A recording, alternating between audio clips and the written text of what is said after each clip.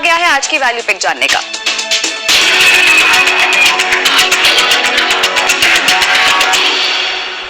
शर्मा जी बताएं, वो कौन सा शेयर है आपके मुताबिक जो दर्शकों को मुनाफा कमा कर देगा? देखिए, आज मैंने एक वापस मेरी पुरानी पिक को रिपीट किया है। हालांकि पिछले भाव से ये थोड़ा 10-12 रुपए अभी ज़्यादा है, लेकिन फिर भी मैं समझता हूँ कि इसमें पोटेंशियल बहुत है और 12 महीने में ये 80 से 100% जो है रिटर्न देने की काबिलियत रखता है। ये कंपनी है क्रिधन इंफ्रा। क्रिधन इंफ्रा एक सिंगापुर में लिस्टेड और सिंगापुर में ही मेनली ऑपरेट करने वाली इंफ्रास्ट्रक्चर की कंपनी है और ये मेनली जो है पाइलिंग और टनलिंग वर्क के अंदर काम करती है। और पाइलिंग एंड टनलिंग में ये जो है इतनी हाई क्वालिटी इंजीनियरिंग कंपनी है कि इसके पास पाइलिंग और टनलिंग के जो है वो आईपीआरस हैं, मतलब प्रोसेस और प्रोडक्ट के पेटेंट्स हैं। और ये आईपीआरस ये एल&टी कंस्ट्रक्शन और एससीसी जैसी कंपनियों को भी ये अपनी टेक्नोलॉजी उपलब्ध कराता है। साथ ही साथ इसके पास प्रोडक्ट और डिजाइन्स के भी जो है कई तरह के जो आईपीआरस हैं वो हैं, यानी कि एक बहुत ही हाई क्वालिटी की इंजीनियरिंग कंपनी है। ये कंपनी 250 से ज्यादा सिंगापुर के अंदर प्रोजेक्ट कर चुकी है और सिंगापुर में पाइलिंग और टनलिंग के अंदर सेकंड लार्जेस्ट कंपनी है।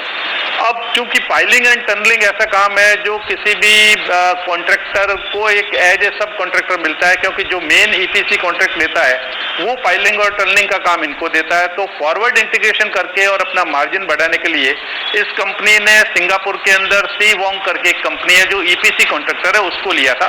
वो कंपनी फाइनेंशियल ट्रबल में थी और इसने उसको लिया और ये उसको टर्न अराउंड कर रही है। और उसके बाद में ये न सिर्फ सिंगापुर के अंदर जो है ईपीसी कॉन्ट्रैक्ट्स लेगी बड़े, बल्कि ये टारगेट कर रही है कि इंडिया के अंदर भी बड़े ईपीसी कॉन्ट्रैक्ट ले सके, क्योंकि जो सी वोंग का जो एक्सपीरियंस है, एक्सपर्टाइज है, उसके बेसिस पे इसको जो है वो काम मिल सकता है। पिछले साल इस कंपनी की कंसोलिडेटेड अर्निंग जो है करीब 5.5 रुपए आई थी और करंट ईयर में जो एस्टिमेट है वो ये है कि 8 से 10 रुपए या 9 से 10 रुपया जो है इसकी कंसोलिडेटेड अर्निंग आएगी। साथ ही साथ सी वोंग के टर्न अराउंड होने के बाद में ये कंपनी भारत के अंदर भी बिग वे में जो है ईपीसी कॉन्ट्रैक्ट लेने का प्लान कर रही है। और भारत चूंकि एक बहुत हाई पोटेंशियल, हाई ग्रोथ और long term sustainable growing market है इंफ्रास्ट्रक्चर के लिए, और इस तरह की कंपनी जिसके जो बहुत हाई क्वालिटी इंजीनियरिंग कंपनी है और जिसके पास अपने आईपीआर हैं बहुत सारी प्रोडक्ट में, प्रोसेस में, डिजाइन में, तो उसके लिए मैं समझता हूं कि यहाँ पर अच्छे मार्जिन कमाना मैं समझता हूँ काफी इजी होगा और कई साल तक ये यहाँ ग्रो कर सकती है। तो इन सब चीजों को देखते हुए और करंट ईयर की एस्टिमेटेड 9-10 रुपए की अर्निंग को देखते हुए मैं समझता हूँ कि ये शेयर बहुत ही अट्रैक्टिव वैल्यूएशंस पे अवेलेबल है। साथ ही साथ सिंगापुर में लिस्टिंग होने के कारण मैं कॉन्फिडेंट हूँ इसके कॉर्पोरेट गवर्नेंस के बारे में भी, और इन सब चीजों को देखते हुए वैल्यूएशन जो है वो काफी अभी बहुत मॉडेस्ट लग रहा है। 88-90 रुपीज के आसपास ये शेयर जो है करंट ईयर की अर्निंग को 10 टाइम्स भी डिस्काउंट नहीं कर रहा है, जबकि इसी तरह के वर्क में जो इंडिया में कंपनियां लगी हुई है, सिंप्लेक्स इंफ्रा जैसी जो फाइलिंग वर्क में है, तो उन कंपनियों की डिस्काउंटिंग इंडिया में 20 से 30 टाइम की है, क्योंकि इंडिया एक बहुत बड़ा और सस्टेनेबल ग्रोथ पोटेंशियल रखने वाला मार्केट है। और जब ये कंपनी भी यहाँ एंटर हो रही है मैं समझता हूँ इसको भी बेटर वैल्यूएशन मिलने चाहिए।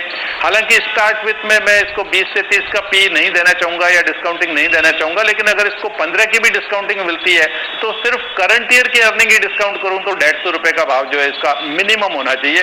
तो इस हिसाब से यहाँ से भी 80 से 90% की रिटर्न देने की उम्मीद है, इसलिए मैं इस शेयर को जो है काफी पसंद कर रहा हूँ। एक साल का नजरिया और यहाँ पर क्रिधन इंफ्रा शर्मा जी की आज की वैल्यू पिक के करंट भाव पे खरीदारी अगर आप करते हैं तो 150 तक का टारगेट आपको मिल सकता है अगर एक साल का समय इस स्टॉक को देंगे तो। रुकते हैं ब्रेक के लिए, ब्रेक के बाद आपके तमाम सवालों के जवाब स्टॉक पर